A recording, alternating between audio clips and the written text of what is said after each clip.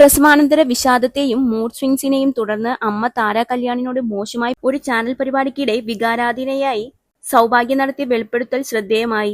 തന്റെ മോശം അവസ്ഥകൾക്ക് സാക്ഷിയായത് അമ്മ മാത്രമാണെന്നും അവർ തനിക്ക് നൽകിയ പിന്തുണയ്ക്ക് നന്ദി പറഞ്ഞുകൊണ്ട് പൊതുവേദിയിൽ ക്ഷമ ചോദിക്കുകയും ചെയ്തു. പ്രസവാനന്തരം പലർക്കും പോസ്റ്റ്മോർട്ടം ഡിപ്രഷനും മൂഡ് സ്വിങ്സുമൊക്കെ ഉണ്ടാകാറുണ്ടെന്ന് സൗഭാഗ്യ പറഞ്ഞു.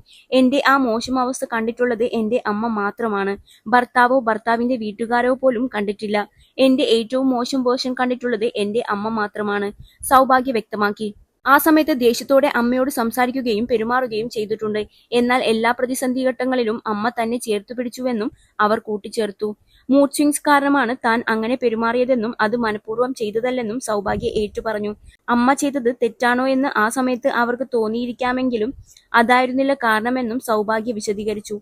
ഈ വേദിയിൽ വെച്ച് അമ്മയോട് ക്ഷമ ചോദിക്കുന്നതായും സൗഭാഗ്യ പറഞ്ഞു. സൗഭാഗ്യയുടെ വാക്കുകൾ കേട്ട് താര കല്യാണിന്റെ കണ്ണു നിറയുകയും ശേഷം ഇരുവരും പരസ്പരം കെട്ടിപ്പിടിക്കുകയും ചെയ്തു.